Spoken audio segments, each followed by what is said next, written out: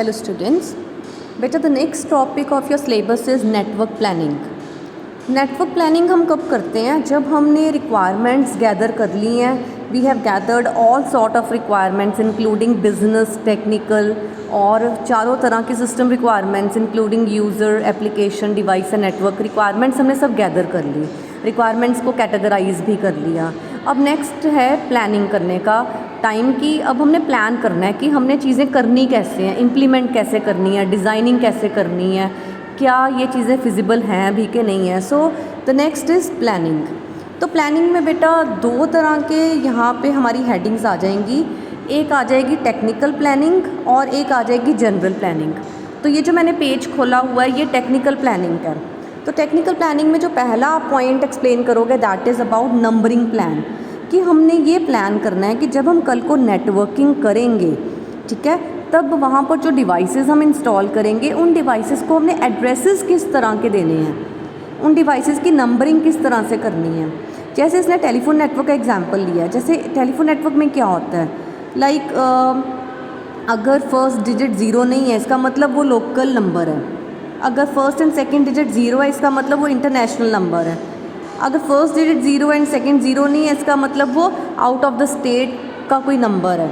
सो इसी तरह कंप्यूटर के केस में भी हमने कि किस तरह के एड्रेसेस हमने अपने कंप्यूटर्स को देने हैं, that is numbering plan. Next is routing plan. कि हमने किस तरह की राउटिंग टेक्निक को यूज़ करना है फॉर ट्रांसफरिंग द पैकेट्स और the data from one place to another. Should we use static routing और should we use dynamic routing. अब इसमें राउटिंग में आप दो चीज़ें एक्सप्लेन करोगे कि स्टैटिक राउटिंग क्या होती है और डायनामिक राउटिंग क्या होती है.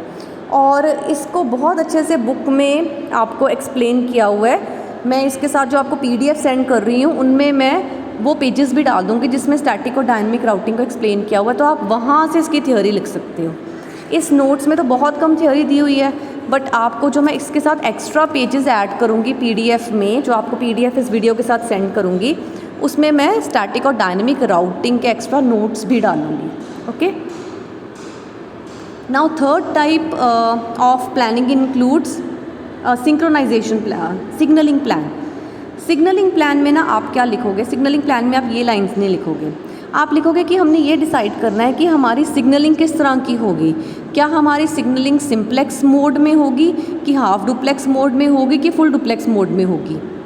अब simplex, half duplex, full duplex ये क्या होते हैं आपने ऑलरेडी स्टडी किए हुए हैं. सिंप्लेक्स मोड ऑफ कम्युनिकेशन या सिग्नलिंग होता है जब वन वे ट्रैफिक हो. जैसे कि for example your TV and remote control. Remote control is always sending the signal to your television, but television never send signal back to the remote control. तो इस तरह की कम्युनिकेशन को कहते हैं वन वे कम्युनिकेशन या simplex mode. एक होता है half duplex mode. Half duplex mode होता है जिसमें दोनों डिवाइसेस सेंड एंड रिसीव कर सकते हैं data, but one at a time, एक ही एक टाइम पे सेंड करेगा. फॉर एग्जांपल वॉकी टॉकी, जो जैसे पुलिसमैन यूज़ करते हैं, या हमारे बच्चों के पास टॉयज़ भी होते हैं वॉकी टॉकी के. उसमें क्या होता है, एक टाइम पे एक ही बंदा बोल सकता है.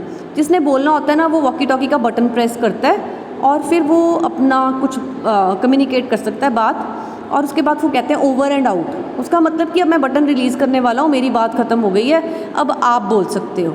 ऐसे इसलिए होता है क्योंकि एक टाइम पे एक ही डेटा ट्रांसफ़र एक ही डायरेक्शन में हो सकता है. या A to B data transfer हो सकता है या B to A हो सकता है. दोनों साइड्स पे नहीं हो सकता, वो डेटा पहुंचेगा ही नहीं. ठीक है. सो that is half duplex mode. एक होता है फुल डुप्लेक्स, जो हमारा मोबाइल फ़ोन्स या टेलीफोन्स होते हैं. आप किसी को फ़ोन कर रहे हो, अब दोनों जाने इकट्ठे बोल दी जाओ तो आप एक दूसरे की आवाज़ तो आएगी, चलो समझ कुछ नहीं आएगा बिकॉज आप इकट्ठे बोल रहे हो, बट एक दूसरे का मैसेज तो आपको डिलीवर हो रहा है ना. सो that is full duplex mode. अब इसकी भी थ्योरी मैं आपको इस PDF में ऐड करके दूंगी, सिंप्लेक्स, हाफ डुप्लेक्स और फुल डुप्लेक्स की. नेक्स्ट पॉइंट टेक्निकल प्लानिंग में आ जाता है सिंक्रोनाइजेशन प्लान. ठीक है. तो इसमें आपने ये लिखना है कि इसमें हमने ये डिसाइड करना होता है कि जो दोनों डिवाइसेस हैं वो आपस में कैसे सिंक्रोनाइज्ड होंगे. सिंक्रोनाइज का मतलब है, सिंक्रोनाइज में दो चीज़ें आ जाती हैं. सिंक्रोनाइज लाइक सपोज सेंडर है, एक रिसीवर है. ठीक है. अब हो सकता है सेंडर बहुत फास्ट हो, नई टेक्नोलॉजी से वो डिवाइस बना हुआ है, उसमें नई प्रोटोकॉल्स हैं, नए एप्लीकेशंस हैं, नया सॉफ्टवेयर है एक्सक्यूज़ मी. और जो रिसीवर है वो बहुत आउटडेटेड है. ठीक है. वो बहुत स्लो डिवाइस है.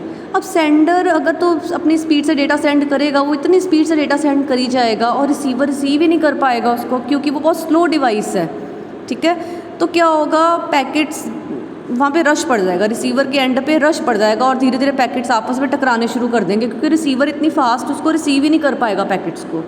जैसे सेंडर ने 10 पैकेट्स भेज दिए, उतने टाइम में रिसीवर ने एक ही पैकेट को जैसे एक्सेप्ट किया, because that is a slow device. तो क्या होगा, रिसीवर की साइड पर पैकेट्स जमा होने शुरू हो जाएंगे और वो चीज़ जो है नेटवर्क में बहुत एक बैड प्रॉपर्टी होती है, इसको कोलिजन कहते हैं, ठीक है। वो फिर सिंक्रोनाइजेशन नहीं हो पाएगी। ऑन द अदर हैंड, अगर सेंडर स्लो है, रिसीवर फास्ट है, सेंडर धीरे धीरे करके मैसेज भेज रहा है, पैकेट्स भेज रहा है, लेकिन रिसीवर इतना फास्ट है कि वो पैकेट को फटाफट एक्सेप्ट कर रहा है और कितनी देर वेट कर रहा है कि अगला पैकेट कब आएगा। तो उसका एग्जीक्यूशन टाइम वेस्ट जा रहा है, उसके रिसोर्सेज वेस्ट जा रहे हैं। सो सिंक्रोनाइजेशन प्लान में हमने ये डिसाइड करना होता है कि जितने भी नेटवर्क में डिवाइसेस हैं, उन सब की स्पीड्स, उन सब की आर्किटेक्चर, उन सब की कॉन्फ़िगरेशन मिलती जुलती हो, कि वो सिंक्रोनाइज्ड हों एक दूसरे से। नेक्स्ट इज़ चार्जिंग प्लान, कि जो हमारा नेटवर्क बनेगा उसमें जो चार्जेस हैं, बिल है, पैसे जो आप कह रहे हो, वो किस तरह से हमने पेमेंट किस तरह से करनी है। इसने जैसे कि टेलीफोन नेटवर्क एग्जांपल ली है कि टेलीफोन नेटवर्क में हम क्या करते हैं, टेलीफोन नेटवर्क में चार्जेस किस हिसाब से होते हैं, लेकिन अगर हमने किसी को वॉइस कॉल करनी है, SMS, MMS, उसके अलग चार्जेस हैं। सो इस तरह, या हमने कौन सा प्लान लिया, प्रीपेड लिया, पोस्टपेड लिया है, या हम कौन सी कॉल कर रहे हैं, लोकल कर रहे हैं, नेशनल इंटरनेशनल कर रहे हैं। ये टेलीफोन नेटवर्क की बात कर रही हूँ, मोबाइल्स की नहीं, जब लैंडलाइन फ़ोन होते थे। तो इसी तरह हमने डिसाइड करना कि जो हम नेटवर्क बना रहे हैं उसमें चार्जिंग किस तरह से होगी, हम पैसे किस मोड में दे पाएंगे। So this was all about technical planning. Next आ जाती है जनरल प्लानिंग। जनरल प्लानिंग में क्या क्या आ जाता है? जनरल प्लानिंग में फर्स्ट पॉइंट इज़ बैंडविड्थ, इसको अलग पॉइंट बनाओ, स्केलेबिलिटी को अलग पॉइंट बनाओ। बैंडविड्थ को हम थ्रूपुट भी कहते हैं, गुडपुट भी कहते हैं। तो इसकी आप कहीं से भी इसकी थ्योरी आप लिख सकते हो बैंडविड्थ की, कि हमने डिसाइड करना कि हमारे नेटवर्क जो हम बनाने वाले हैं उसमें बैंडविड्थ कितनी रखनी है हमने, ठीक है। नेक्स्ट है स्केलेबिलिटी, क्या जो हम नेटवर्क बना रहे हैं वो फ्यूचर में स्केलेबल होगा, बढ़ेगा, कि इतना ही रह जाएगा जितना हमने बनाया, ठीक है। इसकी आप थ्योरी रीड करोगे आपको बहुत ईजिली क्लियर हो जाएगा। Next is reliability. अब रिलायबिलिटी की डेफिनेशन बुक में कहीं जगह दी हुई है, इन द फर्स्ट चैप्टर, आप कहीं से भी लिख सकते हो कि क्या हमारा नेटवर्क कितना रिलायबल होगा, ठीक है। क्या नेटवर्क बार बार ख़राब होता जाएगा, कि कभी ख़राब नहीं होगा, या ख़राब होगा तो उसी वक्त ठीक भी हो जाएगा। So that is the reliability.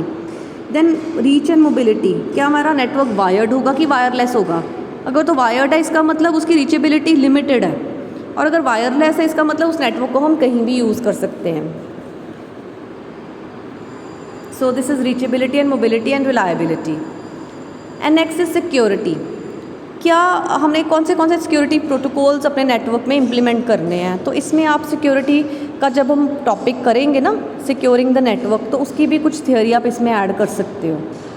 Next is convergence. Convergence का मतलब कि जो मैंने प्रोटोकॉल्स या जो मैंने डिवाइसेस अपने नेटवर्क में लगाए हैं, स्विचेस लगाए हैं, राउटर्स लगाए हैं, गेटवेज लगाए हैं, क्या वो जो करंट प्रोटोकॉल्स हैं उन पर तो वो चल ही रहे हैं, इन फ्यूचर नए प्रोटोकॉल्स आ जाते हैं, तो क्या ये डिवाइसेस कन्वर्ज करेंगे उनको, क्या ये डिवाइसेस हम उन नए प्रोटोकॉल्स पर भी चला सकेंगे। That is the convergence. And last is operating cost, कि जो हम नेटवर्क बना रहे हैं उसकी ऑपरेटिंग कॉस्ट कितनी होगी, उसकी हमें कितना बजट लगेगा उसको रन करने में, या उसको बनाने में, उसको डिज़ाइन करने में। तो ये भी हमारी सारी प्लानिंग में आ जाती है। सो this was all about planning, कि प्लानिंग दो तरह की होती है, एक होती है जनरल प्लानिंग, एक होती है technical planning. So I hope it is clear, ठीक है। इसको अच्छे से कर लो, सारा कुछ नोट्स में है, प्लस PDF में मैं कुछ एक्स्ट्रा चीज़ें भी आपको डाल के भेज रही हूँ।